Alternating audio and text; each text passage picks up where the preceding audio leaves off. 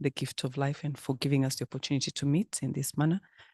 We thank you for your grace and for having been with us through these days that we've been here. There's a lot that has been presented. And today we are here, Father, to bring it all to a close as we plan the next way forward. We're asking God that you would guide us, you'd give us insight and wisdom in how to move on, in creativity and the insight to be able to bring it to not only implementation, but to impact in this nation and to the glory of your name. So we surrender this day to you. We ask that you'd guide our talks, bless the meals that we take, and be exalted in everything. In Jesus' name we pray. Amen. Thank you, Freda. Your program says that the chair today is Dr. Evan Silatia. I am not Evan Silatia. My name is David Changwony. He sent me to represent him because he's engaged elsewhere. My name is Changwony, as I said. I'm the Director of Livestock Systems at KALRO. So I'll be chairing this short session. And before we go into the way forward, as indicated in your program, there is one short session, a short presentation that was to be done yesterday, but time was not on our side. And as we wait for the PETS team from the Office of the President, we have agreed that that short presentation can be done by Dr. Freda Maina. Then once she's through, we will go into the way forward, and that will be prosecuted by Dr. David Kamau. Karibu Daktari, you can take us through the presentation.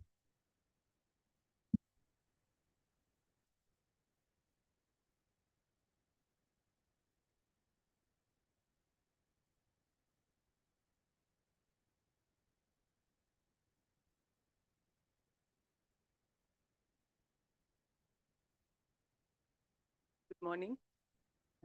Trying whether you can hear me. I don't know if it's working. Yes, I think that's better.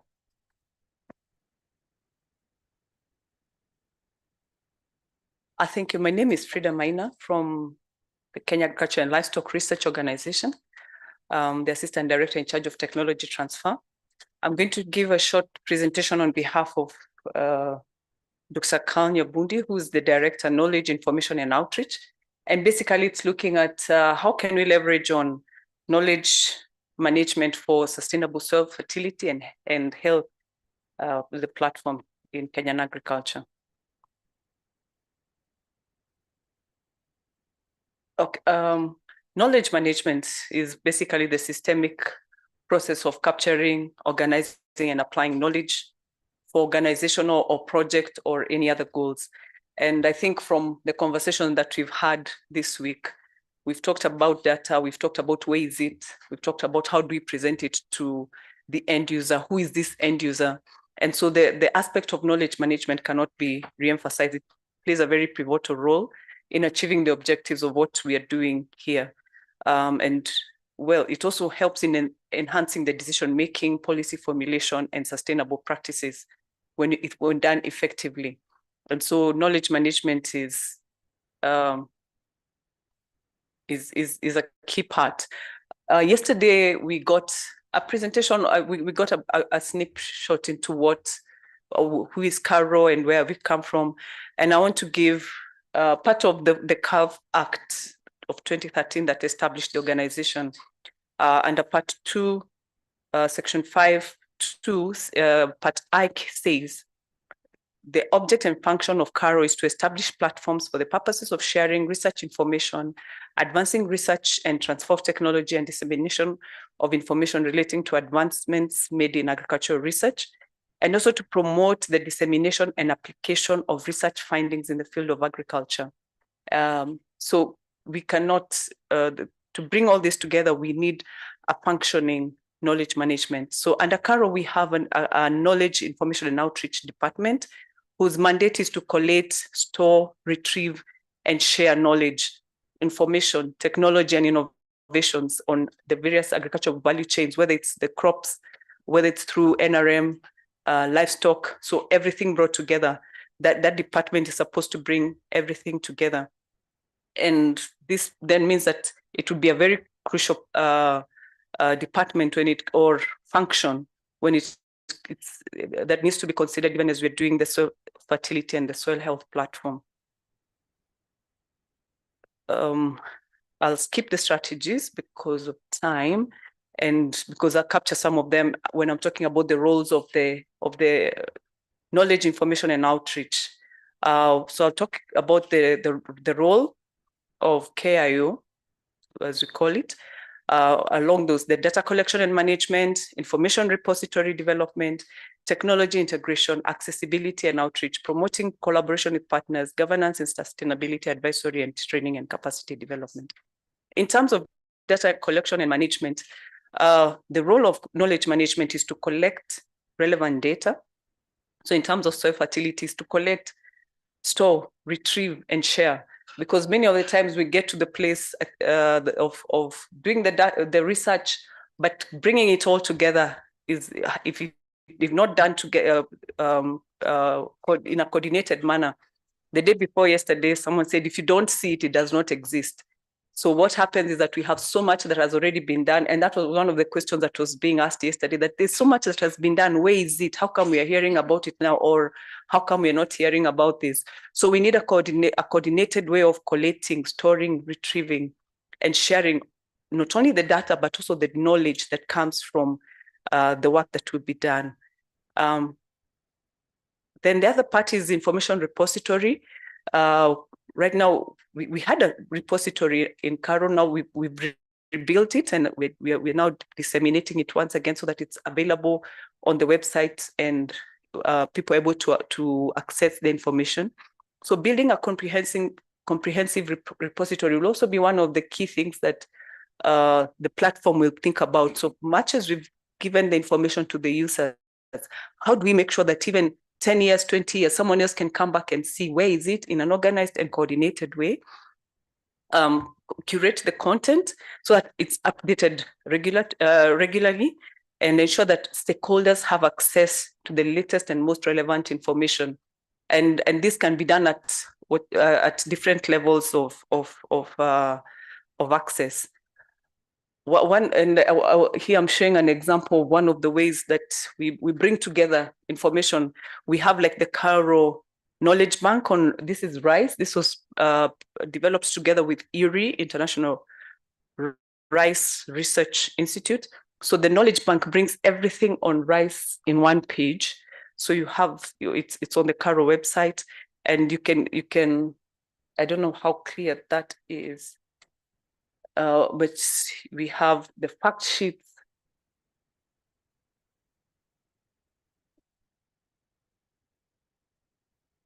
So we have the fact sheets on, it won't show, on the top left.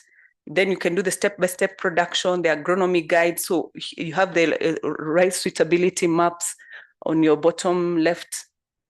So all this information is brought together so that it's not just the soils, but anything else, whether it's integrating with livestock or crops, it's all brought in one platform. So it is available in one place as in the soil platform, but then how it integrates into all the other value chains comes in something like the Rice Knowledge Bank. We also have the Flickr, where we bring photos that are related to a particular value chain or maybe NRM aspect, brought together under one subtopic. So all this is part of the knowledge management initiatives that we are engaging in and trying to improve. Yes. So technology integration also is promoting leveraging of technological solutions. How do we promote integration of technology into knowledge management so that we're utilizing machine learning, we're utilizing artificial intelligence for analysis, for developing interactive knowledge banks. And then also we've been working closely with the IT team in doing the technological solutions. Right now we are working on improving the Karo website so that it's easier now to access information and bring all this. If you have projects, you don't have to ask, where do we get that information? We are working on bringing it all in a very organized and systematic way to ease sharing and dissemination, because at the end of the day, as we said, that if it's not seen, it does not exist. I think I can't remember who quoted that the day before yesterday. Okay, also the other aspect that we do in knowledge management, knowledge information and outreach, is accessibility and outreach, engaging stakeholders.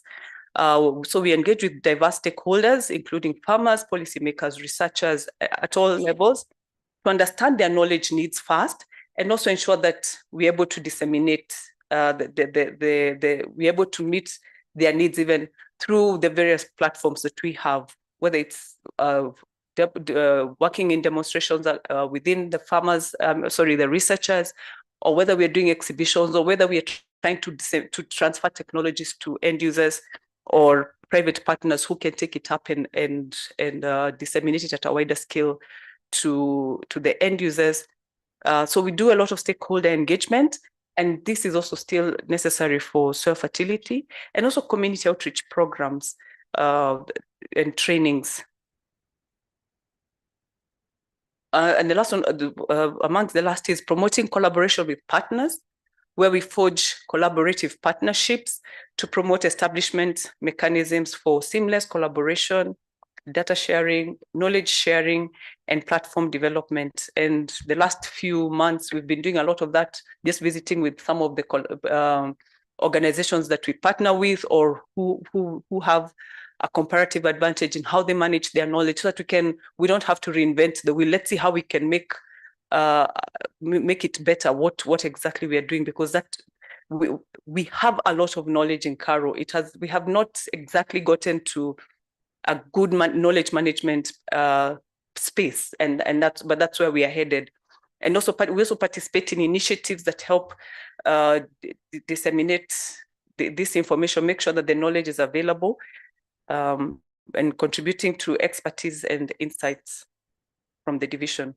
In terms of governance and sustainability, establish governance structures that ensures that we have accurate, up-to-date, and accessible knowledge, and also plan for the sustainability, so that 3 years, 10 years, 20 years, someone can still come back, and regardless of whatever changes have happened in the projects, in the organizations, this can all be found together. And also now the last one is on the advisory support that we also give, and training and capacity development and awareness that now we are raising also, and this can also be leveraged upon in soil fertility, in doing the soil fertility and the soil health platform. So some of the takeaways, and especially from the meeting and all that has been going on, is that by fulfilling the roles efficiently and effective, knowledge management can and through either the knowledge information outreach department in Karo and knowledge management also on this platform will significantly contribute to the success of the soil fertility platform and facilitate informed decision making. So even as we go on with the way forward, I think the aspect of knowledge management should be not just the data, but the knowledge, all the information that comes out of this. We talk about papers, we talk about fact sheets, we talk about brochures. Are they always available, and can they be? How are they integrated so they meet at some point, and they're accessible to people? How are we doing this? We are doing this within Karo. We've come up. We're still developing it. We started working on it as a customer relation management activity, but it's gotten to a place where, yes, we're bringing in all the knowledge and information within Karo, whether it's customer relations, whether it's knowledge, whether it's all the activities under one platform. And we're starting it up and refining it as we move on, and also have a knowledge management policy that enhances the management, not just for Karo, also for partners, so that regardless of the partners and projects that people have, this information can still be collated in one space, whether okay, it may be in different spaces, but at least when you come to Karo, you can tell all the projects that have happened, what has been the output, what knowledge has come out of it, and how does it link to the good in the agricultural sector. Thank you.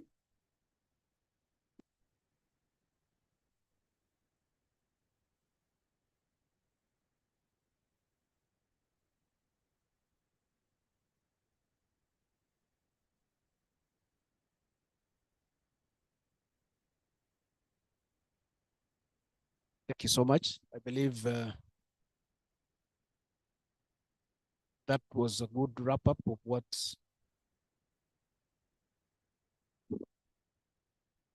our CALRO intends to develop that robust repository. And because we've had her, maybe Dr. Kamau, you can guide as to whether we can have a few responses to that.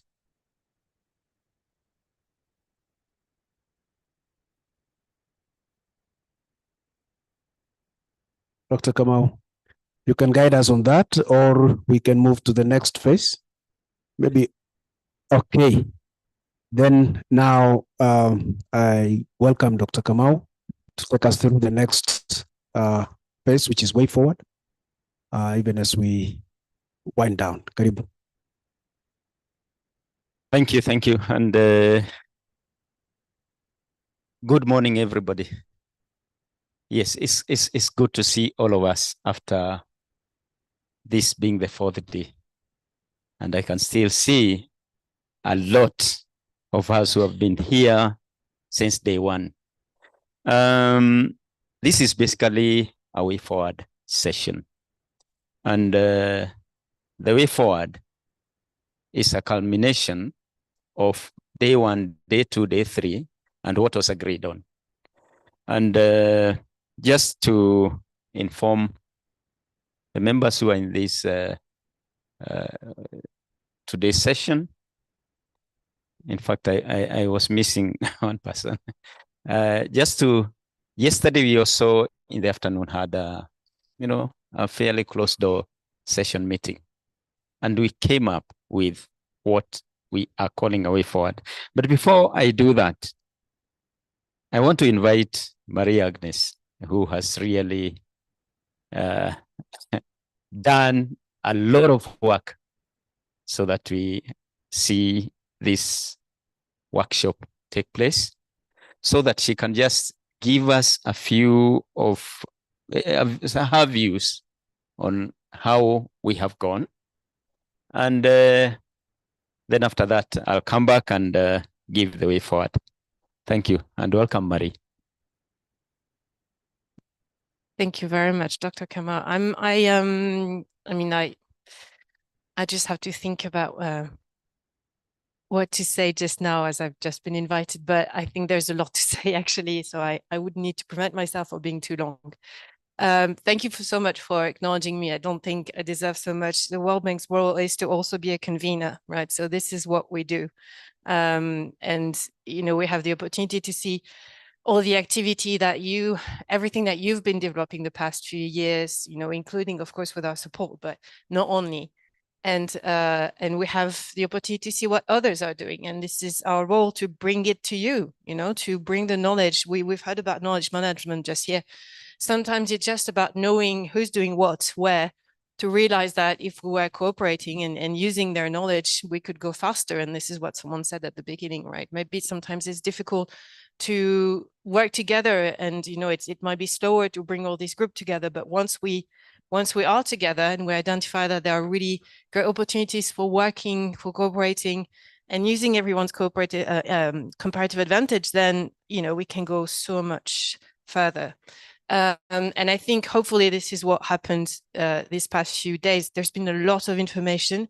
It's a bit of a new approach for many. The fact that the World Bank is coming from this more, digital data infrastructure. This is what the core of what we support with CALRO, but we need to bring it to use. It has no meaning if it doesn't have a use, right? So this is what we were trying to explore. How do we use it to bring to the next level some of the core important issues in increasing productivity, because this is all about it ultimately, right? What are we trying to achieve? Increase productivity in the country, support farmers, support the policymakers, making a more targeted work, a better use of their public money, in terms of supporting the farmers. This is the core of what we're doing here. So I was just very impressed with how fast the Carlo team has brought this together. I think the energy was really amazing. And I just wanted to acknowledge the Carlo team for what they did, despite the holidays, and so a lot of work. So I just wanted to, a round of applause for them.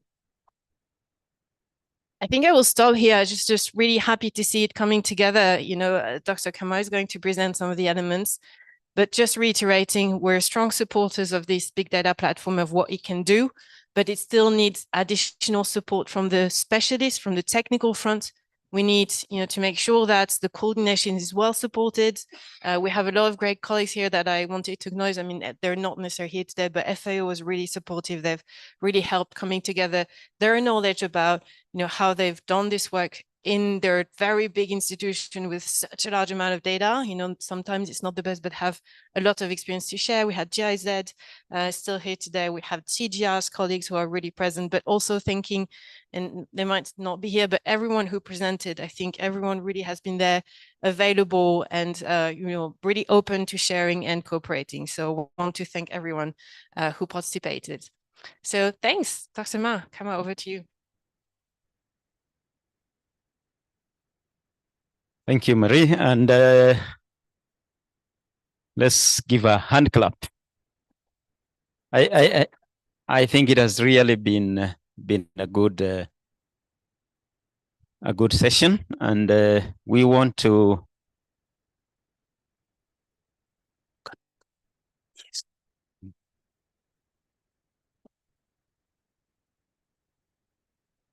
As he puts that the PowerPoint presentation, the platform, because that's why we are here.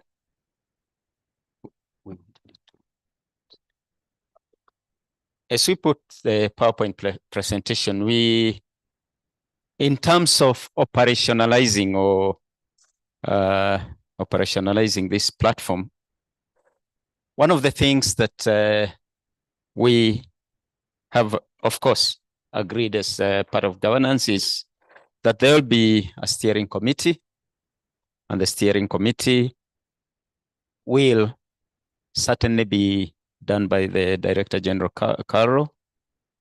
So I don't want to get into that one, but I think it's important that we realize that there will be a steering committee that will be appointed by the Director General Carro.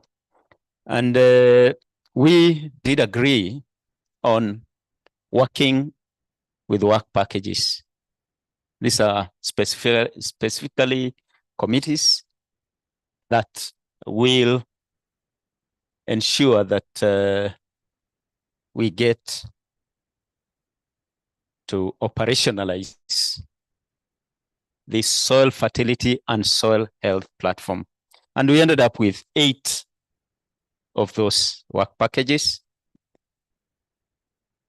Of course, there is a link between the work packages, but I think the most important thing is to realize that we had to identify a lead and a co-lead. And what we would wish during this session is to see whom amongst our partners is interested in joining any of the work packages, so that at the end of the day, we populate the partners. That is really the kind of discussion that this session should really have. So if I go straight to the work package number 1, that's the use case 1, and this targets the farmers. If we want to improve productivity in a sustainable manner, because I always put the word sustainable, because it's not just about improving productivity. We need the sustenance, and that's why we need good agricultural practices for that purpose. The Carro is identified as a lead. Then we have what we would have called KFAT, Kenya Fertilizer Platform, which currently the active partner is Fertilizer Association of Kenya to take the co-lead. And the reason is we are targeting that population. And if we target that population, then we end up with maybe FAK being a co-lead. If I go to use case 2, this is policy. We know policy is done by the ministry. Policy issues are handled by the ministry and GIZ to be the co-lead in that. Then we have a work package on capacity building. Capacity building, they did identify FAO and our CGIARs to be co-lead. We know that I think CGIAR should be there in capacity building, but probably we have universities and I think GIZ also, but I think CGIAR was the co-lead. This is something that we can discuss and agree. Then modeling. There's a very important component on modeling. And we have, is it Alliance for Biodiversity and CIAT? Yes, Alliance for Biodiversity and CIAT to take the lead in modeling and Caro to be the co-lead. Then we have a work package on data and infrastructure. GIZ to take the lead, Caro to take the co-lead. Data governance, Kabi take the lead, Caro co-lead. Then we have a big work package that has partnership, coordination, and communication. Caro to take the lead, CIAT and Alliance Biodiversity to take the co-lead. Then the last one we identified was funding. Bill and Melinda Gates Foundation to take the lead. Christian, I like that. I like that because we are going to discuss that.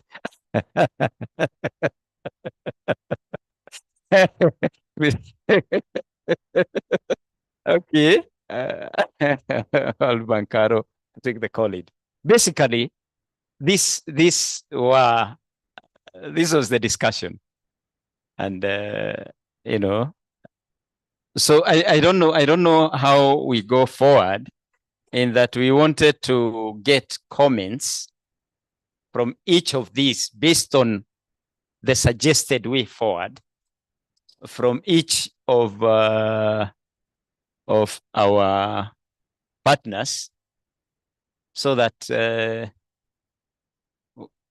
we can at least see this is an output of this workshop, an agreed output. You know, it's about buy-in. It's an agreed output of this workshop. So I want to open the floor to the members so that we can have at least some comments about this, and we probably populate the partners for each of these work packages. And I can also see that we are having there's a lot of chat that probably is coming in, which I think is good. We'll also take that into consideration, what is coming in. Yeah? Oh, it's recording. Yes. So that we have that. So who wants to go first? Work package 1. Do we have FAK? Oh, FAK is here. FAK is here. Let's hear that.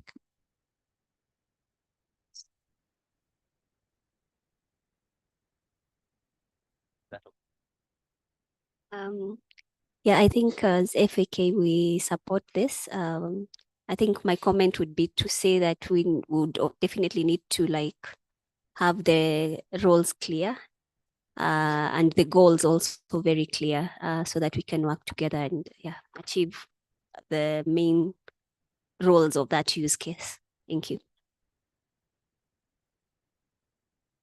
Thank you. I think Lillian is the secretary of FAK, and she's here in her capacity as secretary of FAK. And I think that is okay. We are getting very positive comments. Now from the floor,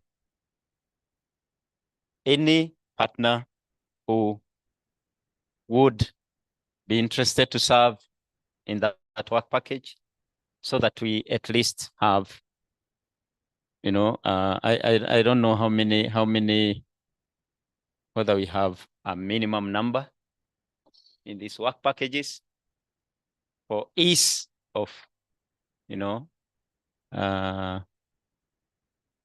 operation. But I think it's important that we see whether we can get partners who are willing to serve in that work package. Yes. Good morning. My name is Peter Buire. I work for OCP. And maybe you could guide us as members of FAK. Can we be partners? Because when we say FAK is our lead, I'm not sure whether there is a functional structure. But that put aside, as OCP would be very happy to contribute to work package 1 as partners.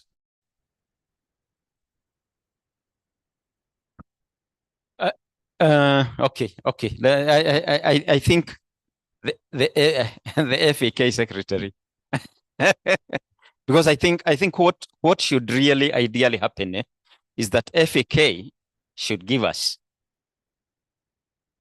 the partners who can, you know, let it be an agreement amongst FAK that this partner can represent us. Because to me, that is instead of having individual companies doing that, we have FAK meet and agree on who would best represent their interests. To me, I think that is the most important. Oh, will it be in individual capacity or representing their respective institutions? They will be representing FAK, FAK interests. Okay. And that is why, to me, it should be FAK has, you know, a chair, a vice chair, a secretary, you know, probably those are maybe the people who should, because they come there in their capacity. Okay. To represent FAK. That's fine. That's very well understood. Thank you, Peter. I can see another. Good morning. Yeah, my name is Julius Komunga from the Ministry of Agriculture. I think in work package 1, that's targeting farmers who really wish to be a co-lead, given that it's the Ministry of Agriculture which did digital registration of farmers. And therefore, nationally, we have, you know, the database for all the farmers, acreages, and what they do. And therefore, it will be very critical to have the ministry also being maybe a co-lead in work package 1. 2 is okay because of issues of policy on soil management and other natural resources that go with it. Thank you. Thank you, Julius. I wanted to ask. Agriculture is devolved. It's now a devolved function. Do you see Council of Governors? Yes, the council, the COG, is on the same level with the Ministry of Agriculture, and we collaborate with that structure that gives us the linkage between us and the county extension, agricultural extension service. So I think we can add Ministry of Agriculture and COG in that. Stephen, as you take the minutes. Yes. Any other? Yes, Marie.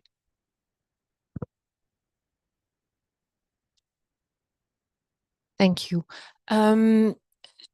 Just maybe some clarification at my point from my side, but you know, I know this is just the beginning of the conversation, but I have the feeling, but I might be wrong, that from what Lillian suggested on the first day, from what the Fertilizer Association could bring to the table, which is a system that would allow, and that they're looking for, a system that would allow to know what type of fertilizers are available in the country, and that maybe we could, have a map of what's available. In my wildest dream, I would imagine a Google map with, some signaling, or like pointing out to the agro dealers and trying to figure out, or knowing what kind of fertilizers are available in real time.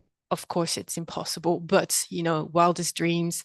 So I would think at this stage, considering the conversation, that I would suggest that maybe they are part more of the policy package, simply because in the short term, what this will advise, and the interest of sharing the data also from the Fertilizer Association, from what I understand, is to be able to know how much to import where.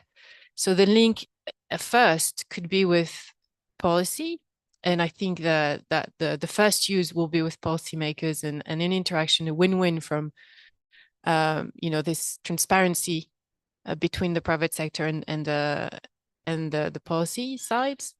And then later on, if my wildest dream come true, there is an element of farmer facing, which is, that would provide information and knowledge about where the fertilizers are, where to reach out the different types, etc. So yeah, I was just trying to understand, how the buildup of putting Fertilizer Association in the user facing was at this stage, but maybe I misunderstand at my end.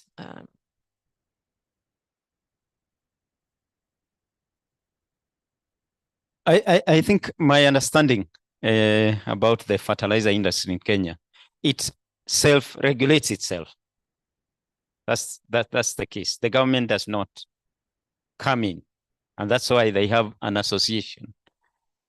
But they also deal with farmers, because they want to serve those farmers to improve on productivity. And I think they do quite a bit. I don't know whether if I think they can also serve as partners in policy. What do you think? Yes. Have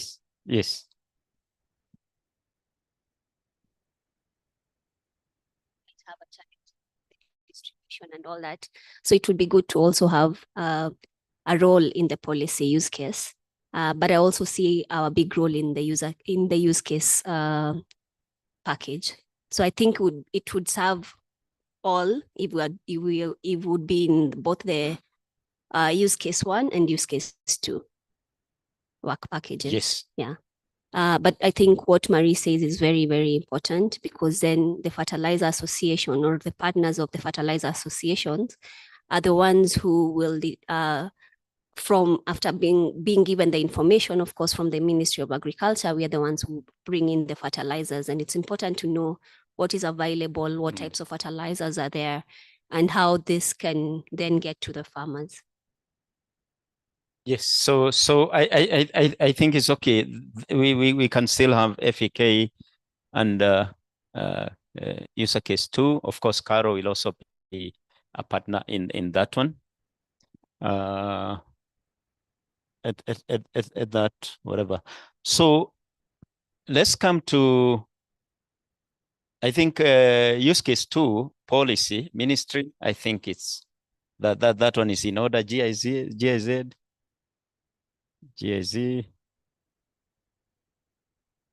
Just say something about that. Hello, good morning. I think I will comment still from our afternoon discussions yesterday, and also acknowledging that GIZ has been supporting the development of the agricultural soils management policy. That's through the ProSoil. Kesting was here earlier this week, and we are well. This year we are starting with another project that is looking at policies, sustainable policies at national level. So there's a window of opportunity also to support the government in matters policy. So we're looking at it as really we have to get the context or the concrete proposal from the government side of what the intentions are, because GIZ tends to respond to government priorities in a demand-driven kind of way. So we are really looking forward to that, putting everything into context, the short-term plan or short-term goals that Carol needs to achieve maybe until June, and also how that fits into the longer-term blueprint. And I also think development partners from the RDPG group would also be ready to support as concerns policy formulation or kind of policy review, kind of giving that direction. Thank you. Thank you. It's yes, it's the discussion we had yesterday afternoon. And just to tell you, even as we think about this, we have to know that a concept note will be developed, which will have some timelines and a budget so that we can now present it. And of course, Caro will do that. That is really what we had discussed and agreed in yesterday's meeting. So any other partner who would want to be in that, who feels that there is a contribution that a partner can make in that? Use case. Oh, yes. Use case 2. So good morning. My name is Charles Mongi. I'm with the Kenya Space Agency. And I feel like we have, depending on the context and in terms of what the use case would entail, we could add value to both the use case 1 and use case 2. But more importantly, the one that I wanted to comment and indicate that we'll be happy to support is use case 5 that deals with data and infrastructure, especially if there would be need for space-based data or satellite data. But again, on all the other work packages, we could see how we can support, and we have a current engagement with Carol because essentially we want to see how we can deepen the utilization of Earth observation data or any other related space-based data in decision support in agriculture. Thank you. Thank you. It's clear that space, in a time you talk of space, it's under the Kenya Space Agency. so data, we'll have you there, Kenya Space Agency. Christy. Yeah, thank you. Well, I just wanted to, it's not closing remarks, but I wanted to appreciate really the week and the conversations and the opportunity to connect and learn. And as you know, we are at the very first steps of an engagement process to understand priorities at the country level and have conversations with Caro and the ministry with regards to a future collaboration. So I would be feeling a lot more comfortable, and I have to insist that please do not list us under funding.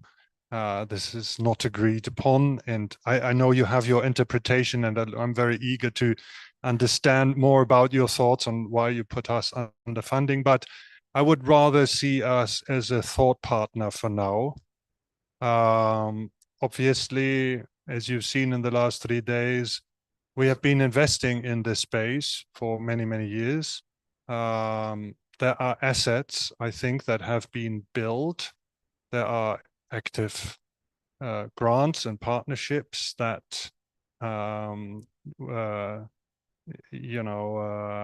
see ongoing existing engagement between your Caro and other partners in the country and grantees of ours, which is something we're excited about.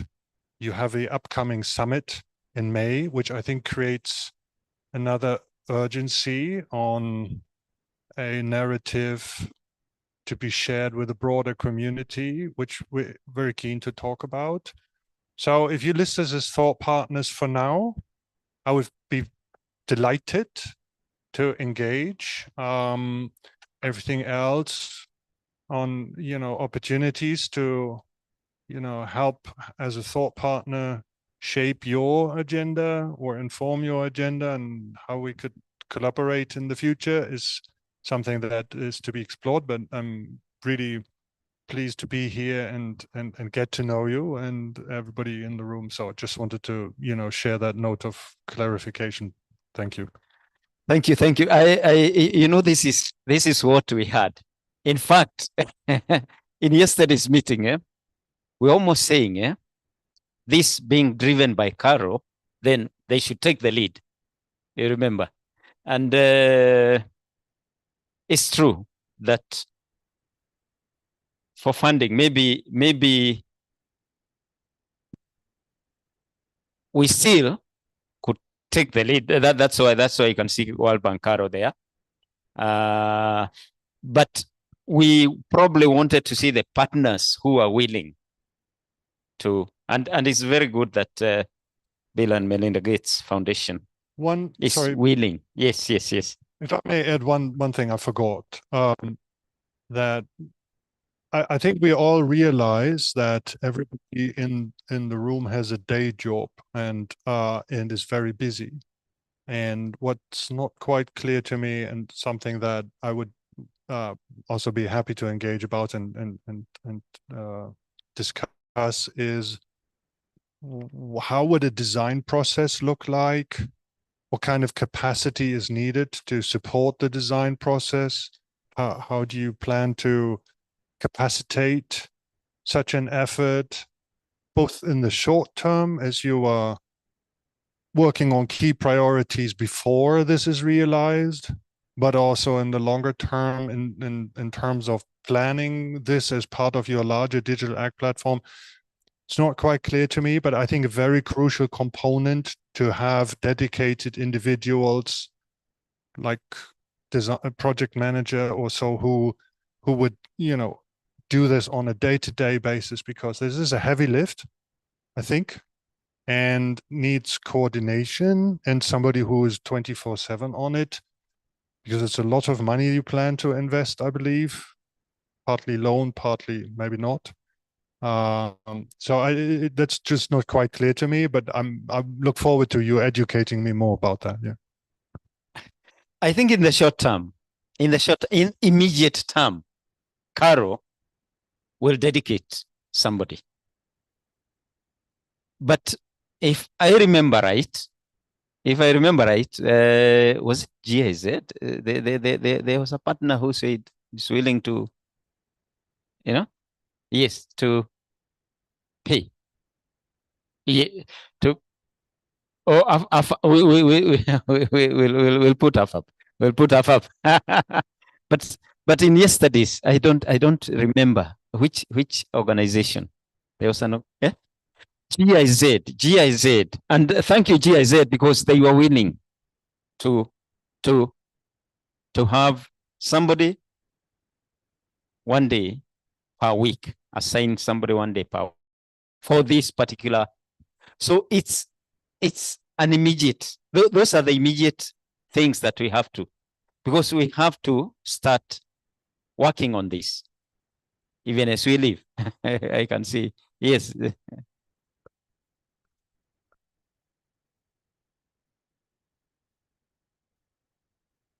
Thank you, Chair, Dr. Kamau. Just for clarification, I mean, part of what we discussed as immediate next steps is also trying to see if we can establish some sort of, like a work plan. I think it's now that feeds into the concept that you have mentioned about. And I think that is what now is going to advise in terms of what is needed. And that is where I think my colleague mentioned in terms of that depending on the needs that will emerge and the priorities, at least on the data component, then it would be possible to, at least on the short term, see if it would be possible to commit resources towards that. But then again, I know that, of course, by the time we develop a concept, that will take some time, have needs. But I just felt that we needed to clarify that, because in the long run, it has to at least be linked to, to the whole partnership, and more specifically, because at least for our unit, which is a digital transformation unit, to at least the infrastructure and the data component. Yeah, but thank you. Clarify that. Yes. Developing. Okay, Marie. No. I was saying, yes, we agreed on having a concept, because it's after that concept that we now start seeing things working. And a concept can take a month, 2 months, 3 months, depending on what time we are allocating it. And I think that is where the timelines will come out very clearly with the budgets. Marie. Thank you, Dr. Kamau. So I think just following up a little bit on what's been just said from my various colleagues. Indeed, I think on funding we need to figure out, but ultimately what I see is that Carlo and Minister of Agriculture is the lead for all of these, right? So the others, we are partners and they will be co-partners. Then you might have some technical leads when Carlo doesn't have the capacity or needs more capacity building, right? So I think that's maybe the slight nuance I would bring into this is that whatever happens, Carlo is on the driving seat for all these different elements. There will be some technical groups put together to provide some support to Carlo, some access to data if needed, access to modeling capacity if needed. So you need to identify indeed all the partners that will be potentially supporting you through this. And then according to maybe in the short run, the capacity, because as Christian was saying, some of the budget already committed. There are more conversations to be had because it is a priority for everyone. And I think, everyone is ready as GIZ and as others to put aside some, funds or try to make space for this in the short term.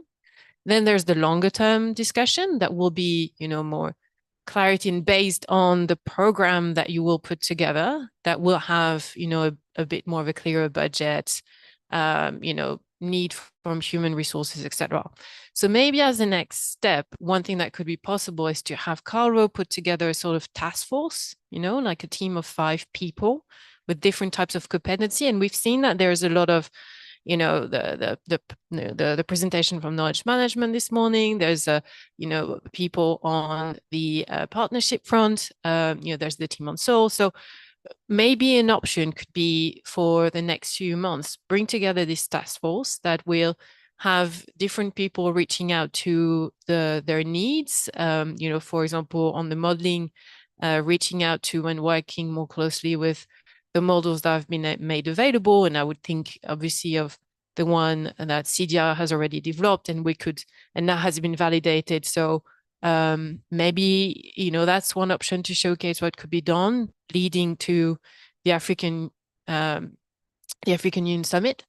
And then, by that time, you would have had time to think through this more thorough program that will still be based on, I think, a strong team that could coordinate through Carlo and doing this, reaching out to some technical partners with technical leads within these. For data, clearly Kenya Space Agency has a role, CGR has a role, ISRIC has a role, many others have a role, but Carlo also, because we could fund, the new soil maps. So maybe a way to move forward with this. Just a suggestion, of course. Yes, it's towards. You remember, as we were coming to the end of that meeting, we were saying, okay, let's have core partners, and this is where now the partners maybe come in, so that Caro takes the lead, because they certainly have to do that. And yes, somebody is online. Okay, Julius. Yes, good morning, Dr. Kamau, and good morning, everyone. I hope you can hear me. Yes, we can hear you. Thank you very much. Thank you for inviting me to the event. I attended the first day session, and it was quite informative. My name is Julius Opio. I'm a board director at the International Chamber of Commerce, Kenya, and I chair the Environment and Energy Commission. And one initiative we're planning to run with that is critical is sustainable agriculture. And we would request, if possible, that we could consider as a co-lead partner in user case 1 and use case 2. For use case 1, some of the FAK members are also members of the International Chamber of Commerce. And when it comes to use case 2, we are also running initiatives and also contribute to work with government when it comes to carbon credits policy. So we think there's an opportunity also to work as a co-lead partner in use case 2 when it comes to policy, where we can, on behalf of private sector, submit proposals to government. Because when you look at the Climate Amendment Bill 2023, some inputs were made, but the agricultural sector, I think, was left out. And we think carbon farming is an area that we would like an initiative that we'd like to drive, and to see how also it could be captured in the policy document when it comes to carbon credits and monetization. So we also want to see a situation where farmers are also benefiting from carbon credits through any sustainable agricultural practices. So with those few remarks and requests, I would request that you consider the International Chamber of Commerce to come in as a co-lead or a partner in use case 1 and use case 2. Thank you. Just to give you a quick background of International Chamber of Commerce, it's an international business membership organization with over 45 million companies across the world. And we are represented in over 130 countries. And in Africa, we have 4 offices in South Africa, in Kenya, in Nigeria, and in Morocco. And we are running with quite a number of initiatives on behalf of private sector who are members of the International Chamber of Commerce. Thank you. Thank you, Julius. And it's good to get this kind of feedback.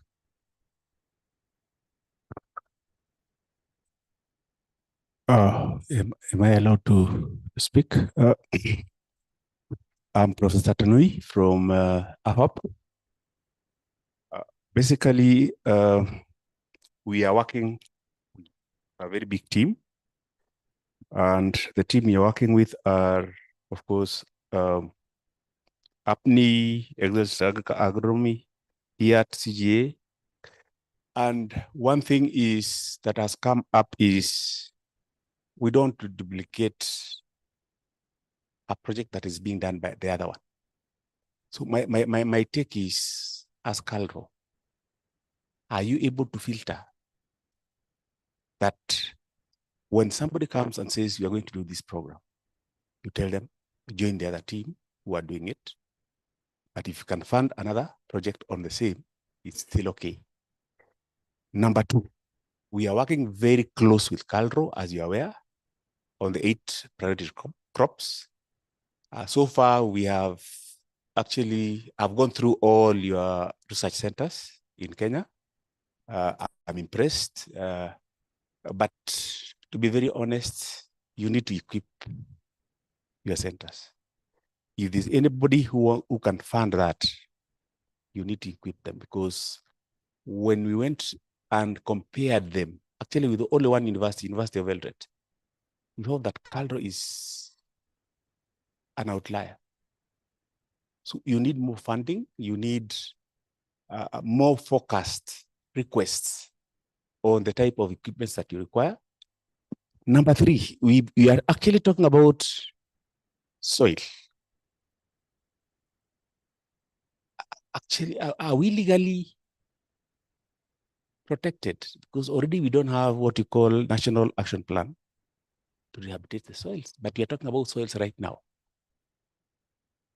So in this house, can you tell us whether there's a legal document that has been prepared to drive the soil health program, which actually will give more confidence to funding organizations? Number three, as AFAP, we also have some, we are dealing with 3 crops now. We are going to 8 priority crops. We still also have some challenges because of course, we don't have enough fundings. So that's why we decided to go into 3. If you can be fully funded, our aim is at the end of the year, we are going to come up with what you call fertilizer and nutrient efficiency handbook, which will be available to anybody, so that we don't have to go again back to the field. If you want to go to Nyeri, you open the book and you see Nyeri, in this word in Nyeri, they have a deficiency in this. And according to the handbook, this is how it is supposed to be sorted out. Those are my questions. Thank you. Well, for this, I think those are very broad questions, and some of them are outside the scope of this, because this is particularly about funding of the platform.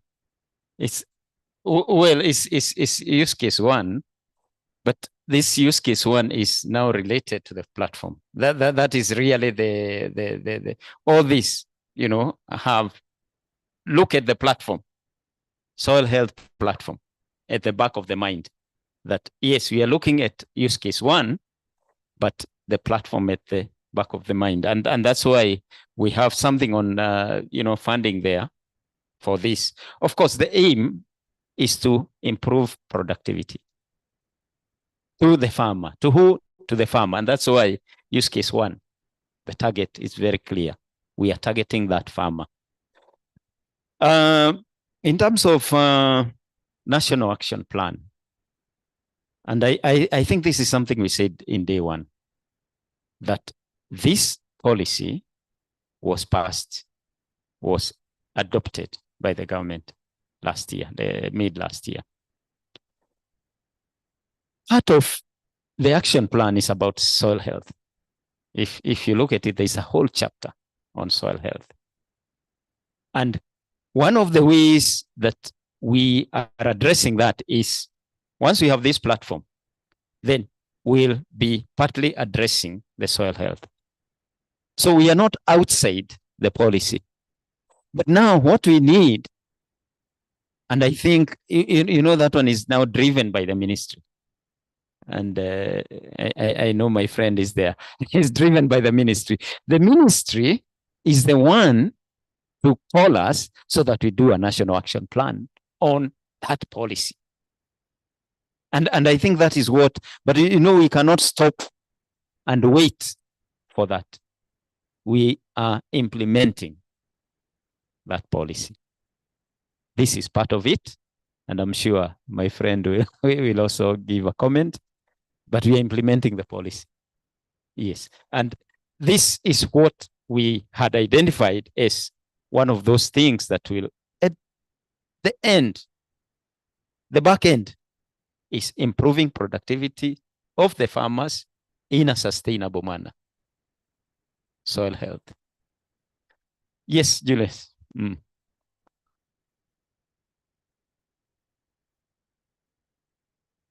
Currently, what policies we have as regards the soil, we have the National Agricultural Soil Management Policy that was developed in 2020. This is a document that we'll borrow a lot from, because it will give guidance and direction towards some of our action as we try to implement this platform for soil health, a platform for soil health. And it is good because as we do some of the things, we'll be borrowing heavily, because a policy is a dependable guide as we move forward. So currently, we can depend on the National Agricultural Soil Management Policy. It's in our custody. It is online also. Thank you. Let me come to the comments. I hope, Prof, we'll have a sitting with you. The idea that Marie put up, that Caro probably needs to set up a task force where we reach out for these partners depending on our strength, and this task force will be able to come up with a concrete concept note to maybe look for how we can operationalize these working groups. I have no problem with it. I think, to me, that's a good way of doing it. But we look at now, of course, the lead is Caro, but we have core partners, and maybe that is what we should now be probably addressing, in that we've got the kind of feedback we are getting is that we probably need to have core partners, and that is where we'll be able to at least get these partners as core partners. I don't know whether that is acceptable. Yes. Mumina, just Dr. Mumina. Actually, there are some things that are coming up from the comments. If CALRO as an organization has the capacity to coordinate the entire work packages, I would like to affirm that we also have a very strong under coordination, planning, monitoring, evaluation, and learning department that might have been silent in the presentation, but it's part of coordination that will do the job for you. Yeah, so that's what I wanted to confirm.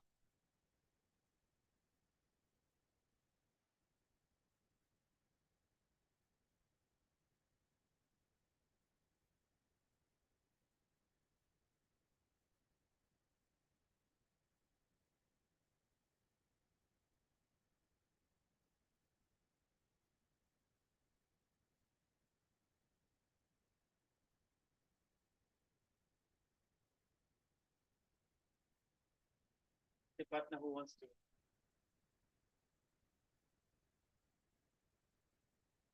Yes, Prof. Yeah. Mine is to say that if you know, okay, you are very aware, we are working with CALRO very closely. And on top of that, as we are seconded at the office of the president, who can actually make things move. So going forward, when you go and sit somewhere with you, you'll tell me, where do you want me to push to reach up there?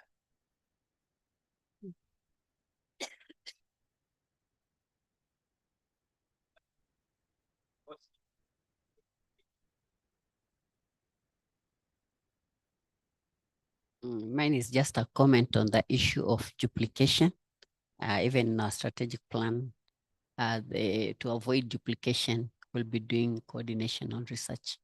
And what your intentions of doing the fertilizer nutrient efficiency handbook, this is going to be very useful even for this platform, because it will be additional data that is required.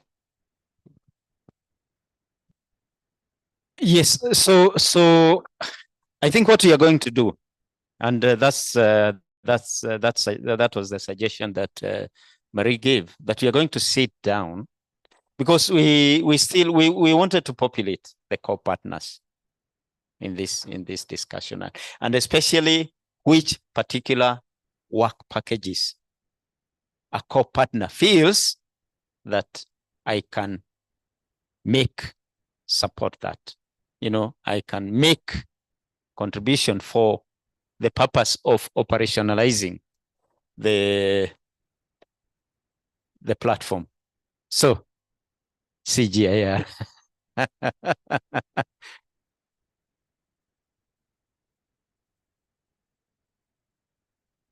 Yeah, thank you very much. I thought we are going, work package by work package, but it doesn't seem so. So to me, when I see the whole thing, I think we can make a very strong theory of change to have a kind of systemic approach to transform agriculture in Kenya. Because for me, having a very shared vision, like when I was reading some policy briefs about maize production in Kenya, I see a decline even from 2020 to 2021 by 12%. Scary. So I think, if the whole goal, if you have a very clear shared vision, then if you want to really make maize, total maize production, for instance, by 2025 to increase by this percentage, something like that. And we have a very strong vision where we're really chasing. Then we all work towards that one. And then we are trying to build the roadmap that could take us there. And then I think that's what we are doing. But I think having that clear vision of targeting is really will be wonderful as a group. And then that's also our responsibility to make it happen. So I think I like the way the work packages are structured, and then we can make a very strong, also horizontal linkage, not also vertical. And then if you coordinate it nicely, I think we can make a very strong theory of change that could lead us to that particular vision. Yes, having said that in general, and then I think from ICRAF side, I think we would be extremely happy and then capable to contribute, co-lead or lead or whatever you think Carlo could say, but for the data and infrastructure particularly, and then the capacity building in terms of soil spectroscopy and then all soil measurement and stuff like that, because we are also part of that on the ground. I think that would be the area where, ICRAF could contribute to. And then on the co-lead side, I think it would be also good to refine when you say CGIAR, and then all 17 of us or 15 of us may come, but not bad also to be a little bit bold enough, we would like to work on this specific thing on that, but may not be at this stage, but it would be good so that it will not fall between the CGIAR centers and then we make them, we need to be. So to me, I think, like the way excellence in agronomy, I'm also part of that. They are not here today. And then we had a very strong approach. You need to go back to the whole basic model of interaction between gene, environment, and management. That's where yield gain is going to be. So we cannot forget about breeding. We cannot forget about all those kind of things. And then we need to consider how it is soil or the environment part of agricultural transformation also leverage from the other sources of knowledge and which are really required, because this complex problem requires also a systemic approach. That's my take, and I think we are on the right track. I appreciate it. Thank you. Certainly, you are right. Soil cannot be taken in isolation. As we think about what we want at the end of the day, we want to see productivity improvement. So it has to be soil, plant, environment interactions. And that is what probably will come into that modeling.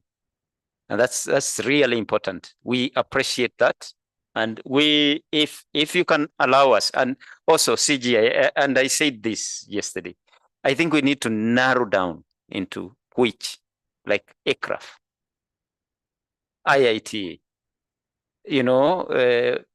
that is what we need to narrow down to.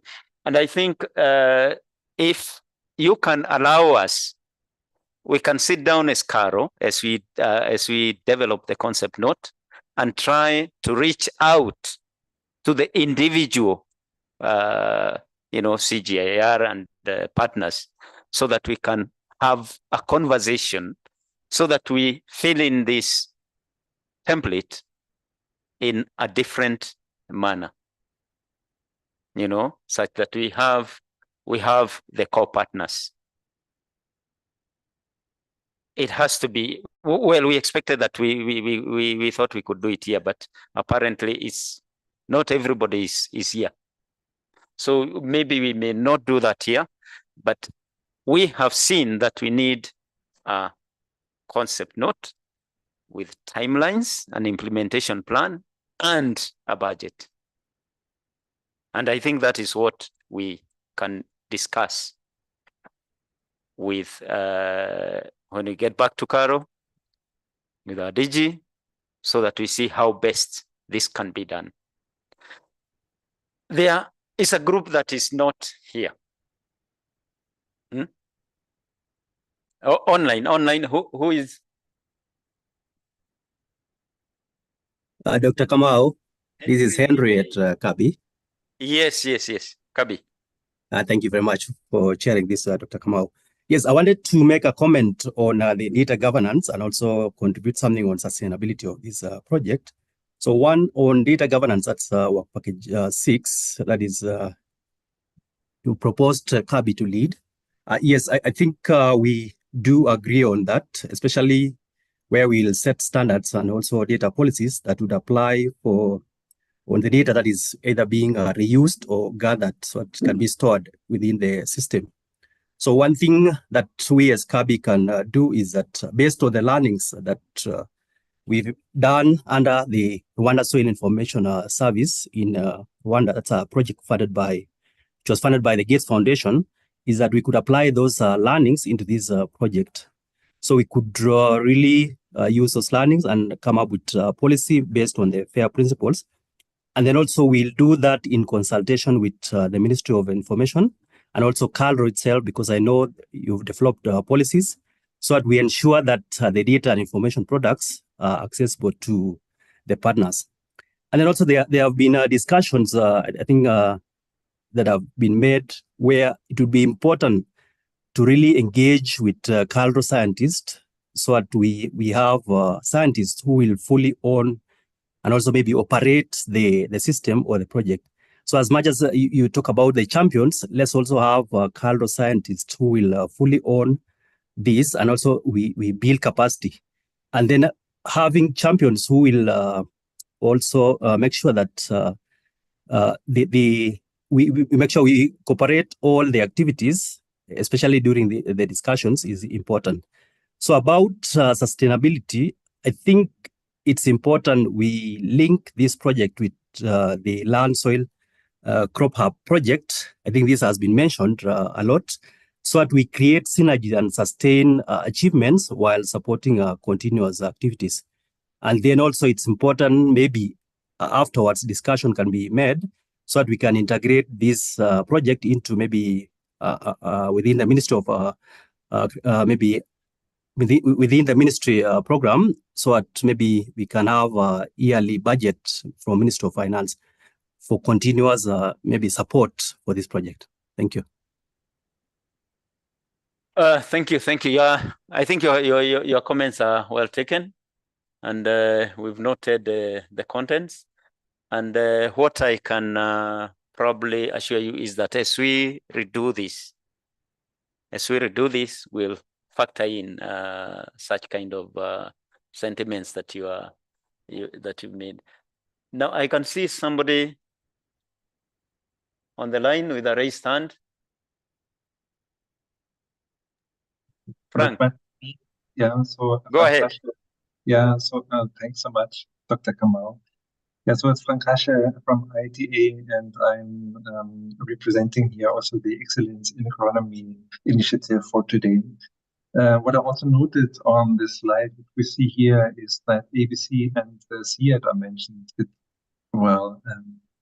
I would like to remind that Meta Devare and Megde Janet are staff members of ITA. So that might be corrected as a first step. And then I would also like to stress, and I'm not familiar to what extent ITA has been included in the discussions yesterday afternoon when the work packages have been filled with leads and co-leads. If not, I strongly advise that the respective contacts are also included in this discussion. So I need to speak on behalf of them that this lead and co-lead functions have most likely not been agreed so far. So please treat these with caution. Thanks so much for that. But in principle, the willingness has been expressed yesterday and the day before, but leadership and co-leaderships in this framework are time-consuming, cost-consuming actions, and these have to be agreed upon. Yes, noted IITA. We invited IITA. Aha, here. I thought I'd just jump in and clarify some things. My friend said there, like we are 15 centers, and we didn't want to confuse you with all the, complexities that we have with the centers, programs, EIA, IITA, CIAT, and all of that. So I'd rather suggest that wherever there is mention of, any CGIAR entity, we make it CGIAR and like not mentioning any particular agency because, even Frank was mentioning affiliation, but people change centers. We don't want to go there. We want to keep it simple, and we know who are the focal points who are already working. So we just go with that. Yes. Oh, thanks so much. Thank you for that guidance. I think we'll just put CGIAR, then the CGIAR know who does this. So they'll prioritize according to who is best placed. So for the report, it's only that we wanted to know exactly who, so that we can know whom are we talking to. I think that was the idea for us as Caro would want to know, out of the 15, whom are we? I don't know how we go about that. Yeah, but please, once again, so I strongly suggest that if CG is mentioned here, that this is taken as a proposal and not as a clear statement, and that should also be reflected in the protocol of this meeting. It's a bit not clear, but let's yes, not go there. Yes. Again, like I would emphasize that the advantage of just putting the umbrella organization is there is, maybe we are bringing some capacities and then we need, some other skills, right? So the advantage is we can bring in other colleagues. So it's just, put the organization name. We'll be happy to give you the exact names who we'll be talking to. And you have seen in these meetings who have been here, right? So we know each other. So that let's do that. Let's keep that for our, more detailed programming. But for this kind of, work package table that will be shared across different organizations, maybe just to keep that simple, let's use CGIAR as an entity. Okay. So for the reporting, well guided, that we'll just keep it simple and we leave it to the CGIAR to agree, but at least inform us who is doing it, who is doing what. I think that's quite clear. That is quite clear. So I want to if you look at the time, it's 10:38, and I was saying that we were expecting Salim to be here, our director ICT. We were also expecting Dr. Guto, the coordinator of NAV CDP project, and the PETS team, but they're in a meeting somewhere. And we decided to go ahead because of the schedules. So I'm not sure whether we can do an official closing ceremony. Yes, Marie.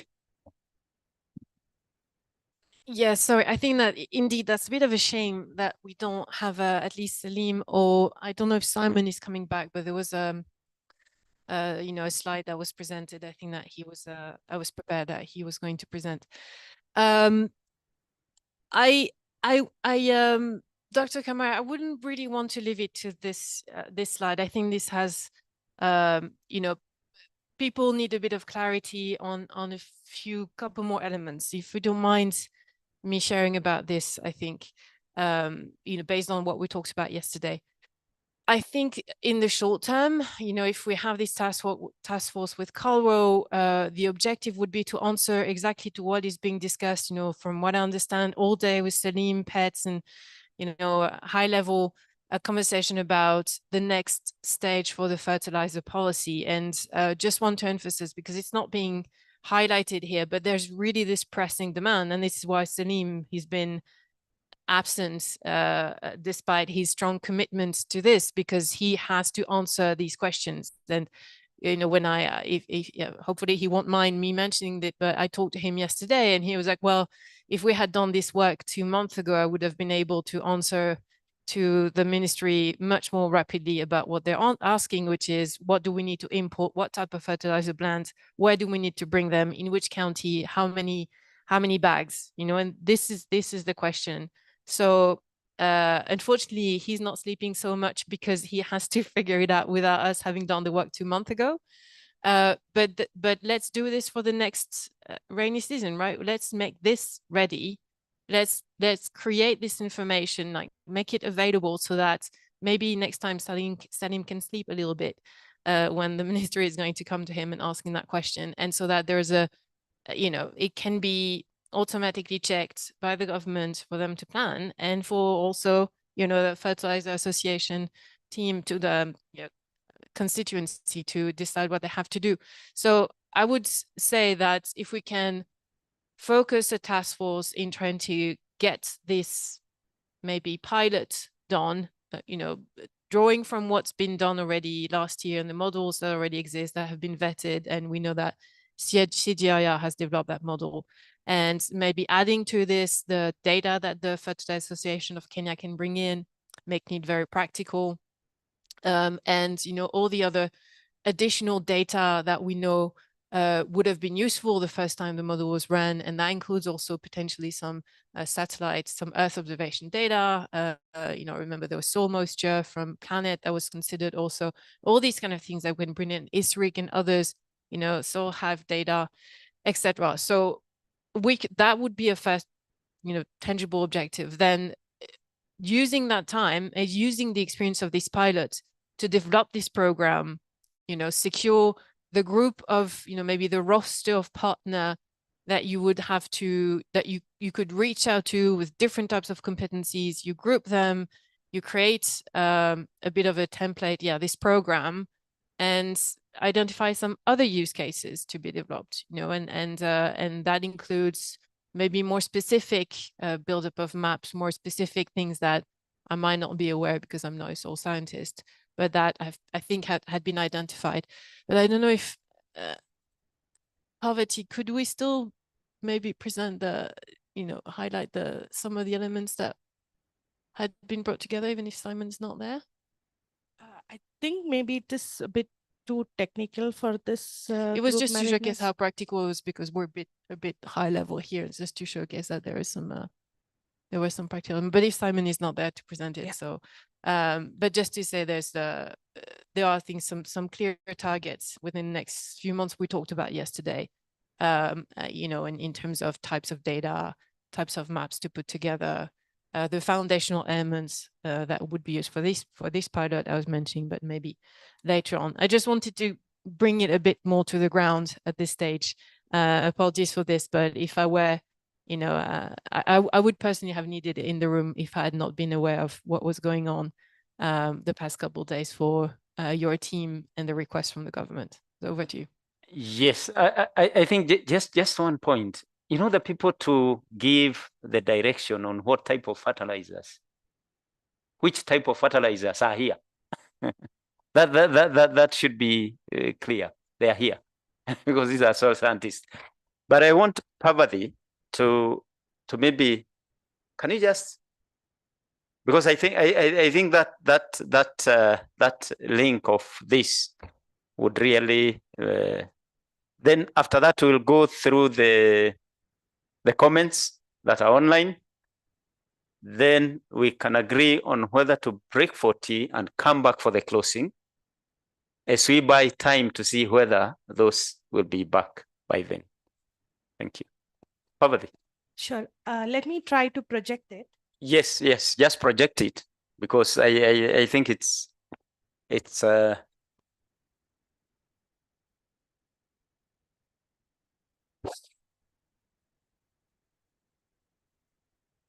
as we wait for the online team, our program again as AFAP, we are going to come up with what we call crop-specific fertilizer formulations, and we are working on all crops. But right now, we are actually working on the eight crops that are priority in government agenda on food security. The main thing is we are worried because there are so many formulations in the market. And from Monday, I'll be traveling out to Wasingishu, I'll go to Bungoma, I'll go to Busia to start now setting up trial centers to validate the fertilizers that are available in the market. And I think going forward, when we are done with the task, we shall know which formulations are very important. And more so, the nutrient contents, because sometimes we apply so much fertilizer, but all we require is only one nutrient to the potential of the soils.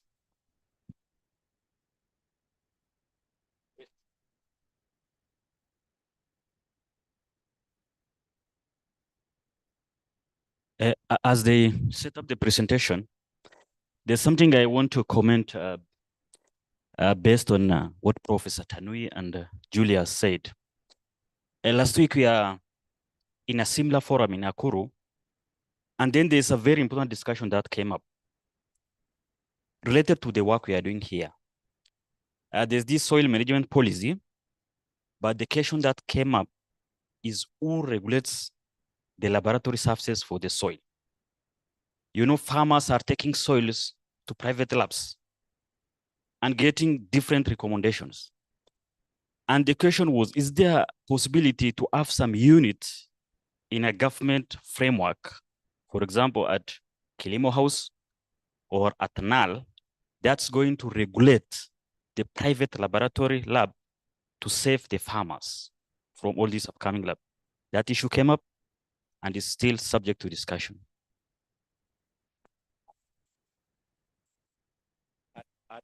Saying we need one protocol. We don't want to use so many protocols on testing soils.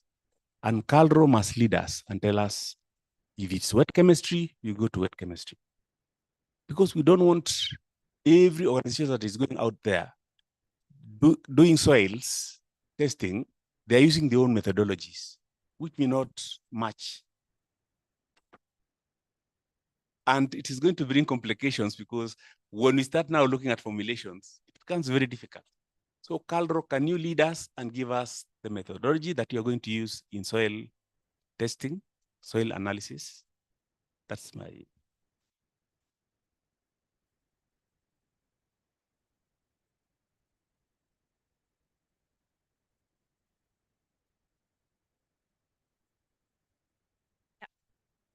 Yes.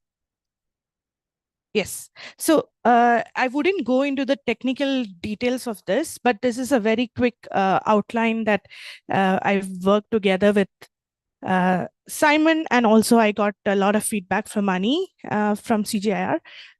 So basically here what we have tried to map is what different data sets need to be brought in for the minimum viable product. So if we look at land use land cover maps, so I was told that the Kenya Meteorological Department and Space Agency already is working on a project around this. So this is something that is readily available, hence it's in green. And of course, there might be work needed to make it readily used for this platform, but it is already available in some format and work is going on in that. The same with agroecological zone. There is a very recent work done around that, and it is now available for us to use as well. And we, of course, have the farmer registry, which is actually a big treasure trove of information which have to be used. Now, what CGR model the AgWise initially had, but needed to make this work at scale, but there were a few gaps, was like crop-specific on-farm trials. Because without that, it is difficult for them to model completely for each crop and identifying which crops, because the same model will not work for everything, right? So you need ground truthing.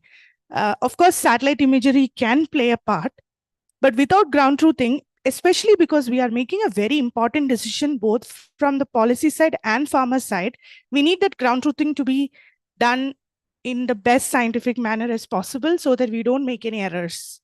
So this is also important, and I put it in red even though some data is already available, because I think that is where more investments are needed. Now, of course, soil nutrients data.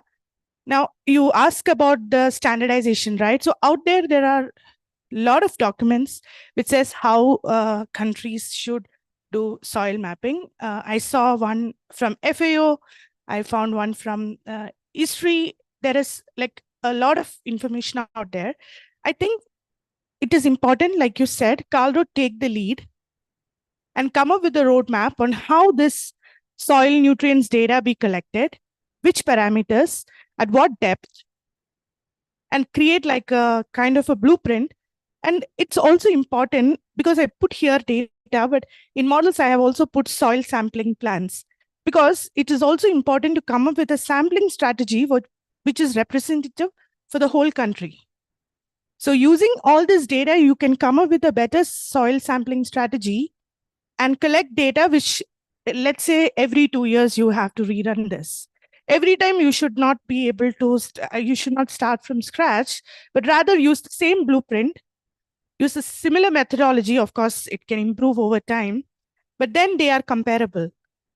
So you did something 2 years back, you're doing something after this, after 2 years, how things have changed, what interventions were made in the farm to improve, or why it is deteriorating. So it is important to do this at regular intervals. So if that blueprint is there and a optimized soil sampling plan is there, it also becomes sustainable, because I think Christian had a comment yesterday that cost is a consideration, right, for sustainability.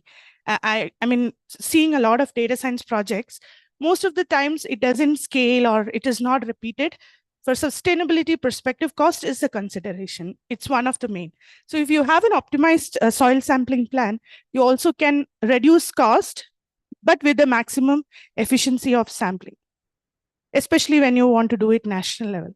So that's why in the data, I have added soil nutrients, but in the modeling, I also found that using these data, you can come up with actually a better optimized sampling plan.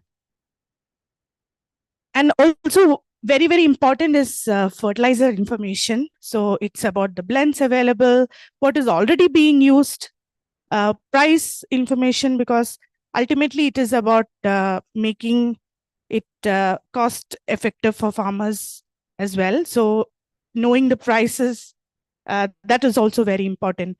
And this is just a work in progress still, but these are some of the initial elements that can be brought in.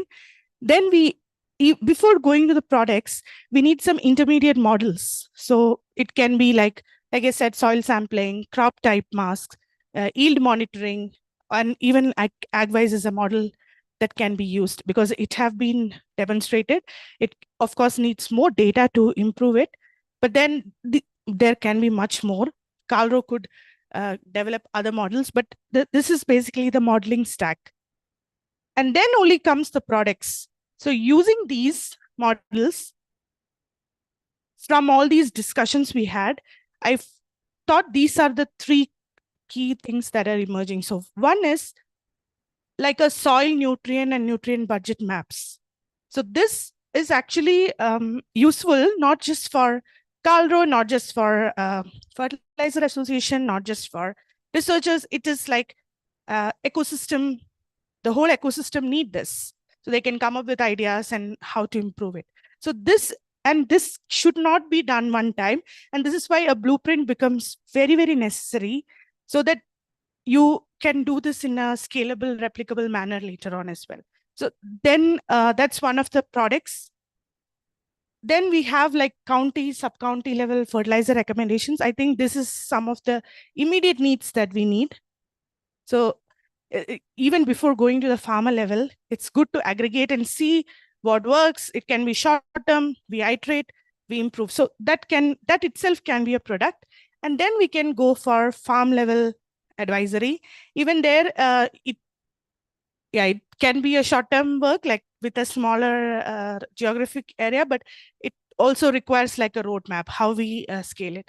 And I really want to just wrap this up. I don't want to take too much time, but to say that it is always good to start small and iterate fast, rather than coming up with a very big work program and then we have to, we have to start again from scratch.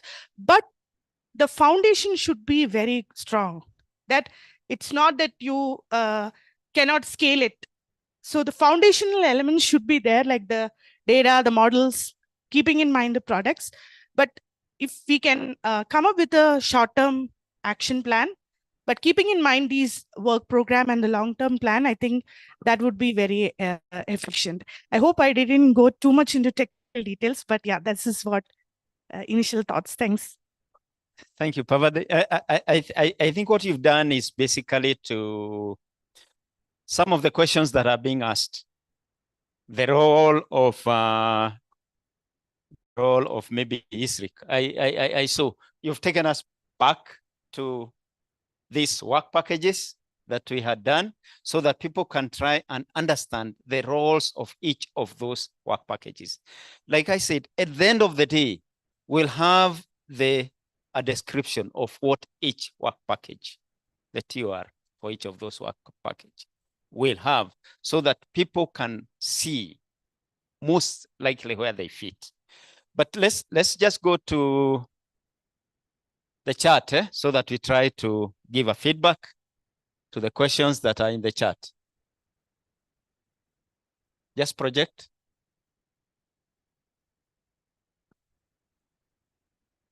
Okay, the first one, what is the contribution and role of ISRIC? You see, data. So if you look at those packages, what maybe ISRIC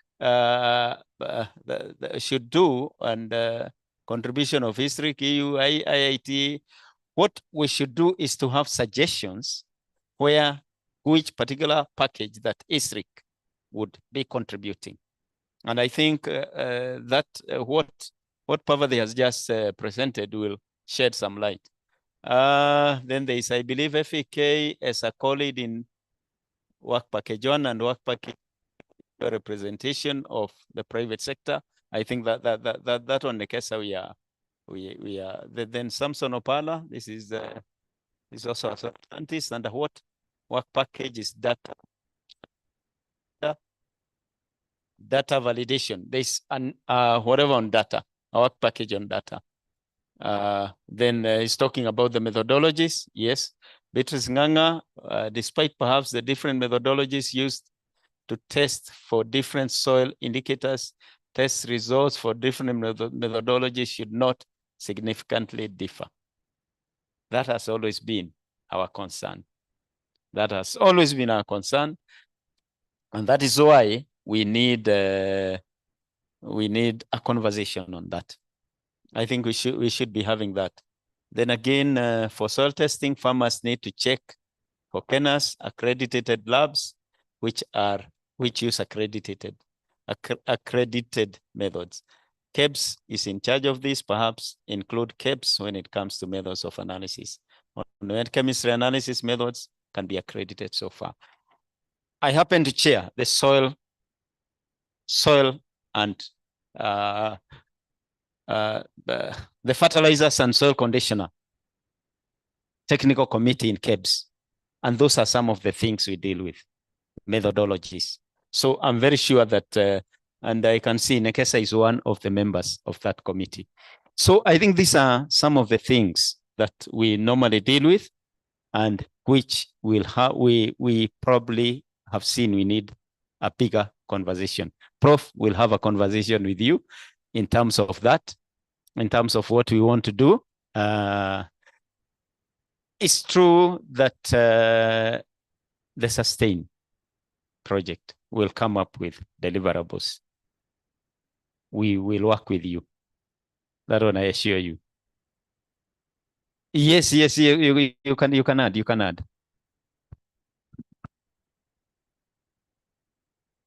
Yesterday, I talked to the chair of Fertilizer Association of Kenya, and I was asking them about the pricing and the components, the ratios of the various components of the fertilizer.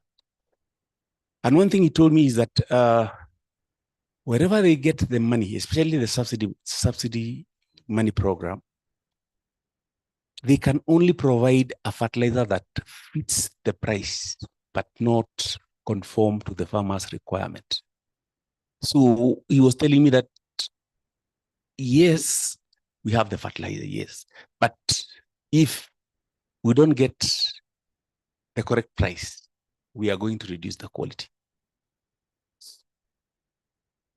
Yeah.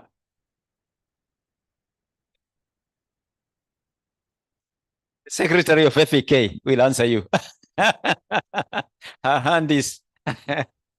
I think I want to clarify something and bring us back first to reality a little bit. What we are doing here is very good, and it's really very good in terms of optimization and building for the future.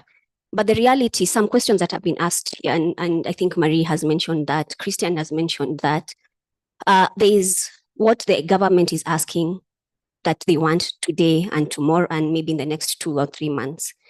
And the reality is we have the information between the industry and KALRO and the government. I think we have that information that is needed to be able to guide what types of fertilizers are going to work, at least on the short term for the first few years, because we cannot assume that we are working in a vacuum, that the industry has been working on a vacuum. No, the industry has developed products that they know work. Otherwise, we would not be here, because farmers are bright people. They're not going to take things that don't work. So the industry does not work on a vacuum. We've worked together with, the industry has worked together with KALRO, with different partners here, CG centers, to develop these products. And for me, what this brings is the next step, optimization. Because the reality is what we are using right now, is it the optimum for the different crops, what a professor is talking about? And that's more a long-term thing. Let's not lie to ourselves that within 6 months, we'll have answers to all those questions. That's not going to happen. So let's come down to the reality, work with what we have currently. And that we have between KALRO, private sector, the CG centers, we have that information to inform the government right now to what answers that they want, what Professor Tanu is talking about, what fertilizers work there, where. And together as partners, we can answer those questions very, very quickly. But what we are trying to do here for me is very important, but it's something that is on a long term. It's a long-term vision, and it is very important for the sustainability of the country, for food security. So I believe for the short-term answers, I think we can be able to provide that if all the partners are brought together and we come out with something that is working right now. That would be my answer. So Professor Tanui, what he's saying is we have the products and the farmers are willing to take the products, but we need to work together and provide these products. Thank you. I want to hand over back to the chair so that he gives us the way forward. But thank you for this session. Thank you so much, Dr. Kamau. We can give him a clap. And yeah, it has been a very engaging session. This is a never-ending discussion, if you ask me, because we are living in a changing world. Our farmers are intelligent, just like, all of us, when we retire, we become farmers most times. So those who are ahead of us and sitting in these tables are actually out there doing the farming and asking very tough questions because the environment is changing. So yes, we'll do our part.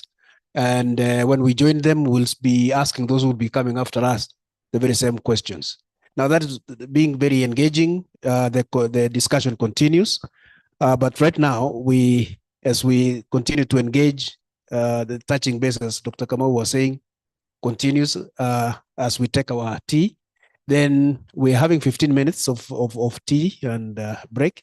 Then we assemble back for the official closing ceremony, and then we will break thereafter.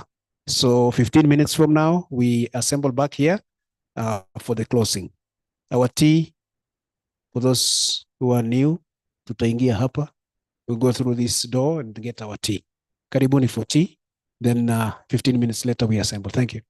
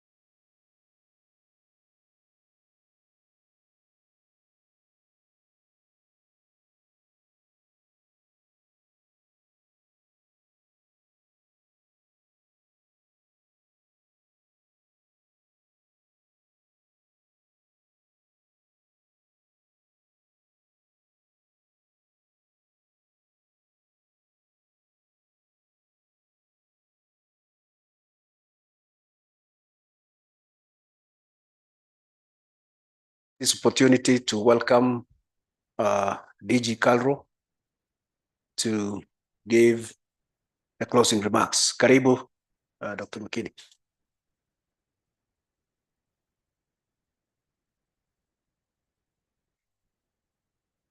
Thank you very much. And I'm happy to be back. Again, I'm representing the Director General who was not able to join us today because of other assignments that he had to attend to. So mine is a simple one, is to read his speech, and then we shall close and be able to release everyone to go to their respective places. The representative of the Principal Secretary, State Department of Agriculture, representatives of the World Bank, representatives of FAO, CGIAR, GIZ, and other partners, partners from the private and public sectors, distinguished guests, ladies and gentlemen. It gives me great pleasure to be with you today to officiate this auspicious closing ceremony of the workshop on building soil fertility and soil health management digital platform at scale in Kenya. This was an important avenue for building data-driven agricultural policies. Ladies and gentlemen, we are continuously reminded of the challenges limiting agricultural productivity and the serious challenges facing our farmers, such as the increasing land degradation coupled with climate change and its negative impacts to the agro ecosystems, which Kenya has already experienced on its crops and livestock production. The small-scale farmers have particularly been hit hard by the frequent cyclic droughts and floods.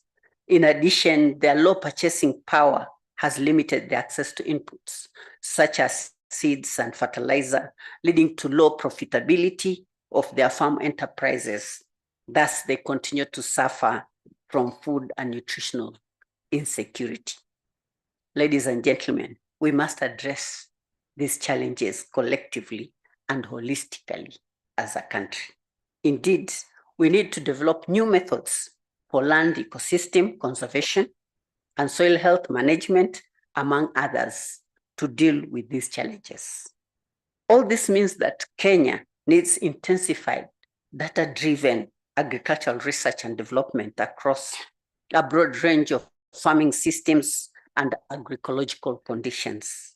Diverse agricultural interventions supported by up-to-date data are required. This workshop was critical in building collaboration for building such data-based agricultural interventions. Moreover, useful soil fertility legacy data in many value chains, including maize, coffee, tea, sugar, and horticultural crops, exist in different organizations.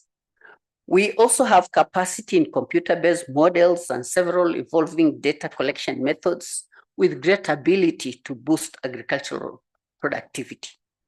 We have research-led technologies for promoting sustainable soil fertility management and stand tall in science and technology advances. Indeed, if we are able to utilize our natural, human, and technological resources effectively, we can maintain our soils healthy. Therefore, the platform at scale provides opportunities for harnessing existing data from diverse stakeholders in Kenya for better soil health, hence productivity. The workshop has demonstrated opportunities for collaboration between KALRO and stakeholders in the agricultural industry and need for robust data ecosystems in the sector. Optimal data collection and sharing, development of models, and robust platform can positively change the agricultural landscape in Kenya. It is worthwhile to recognize the role and importance of various partners and stakeholders in the platform development process.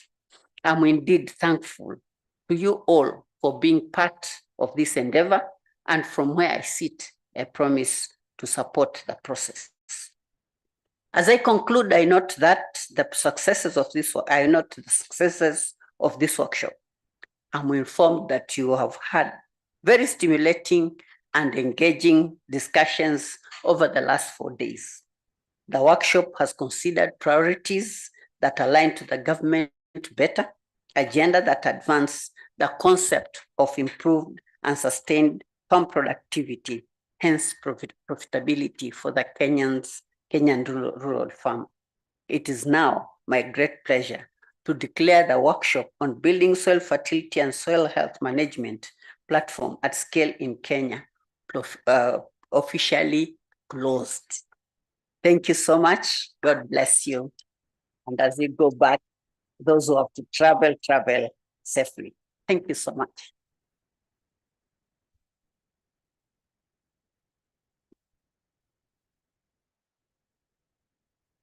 Thank you so much, Mr. McKinney.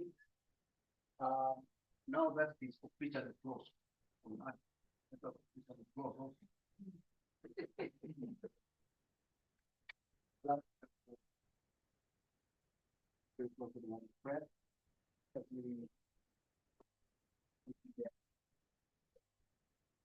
Okay, we can stand so that we can honor God after being with us throughout.